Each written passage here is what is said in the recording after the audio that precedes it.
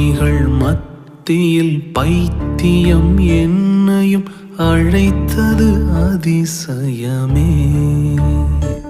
நான் இதற்கான பாத்திரன் அல்ல, இது கிருபையே வேறொன்றும் இல்லை. நான் இதற்கான பாத்திரன் அல்ல, இது கிருபையே வேறொன்றும்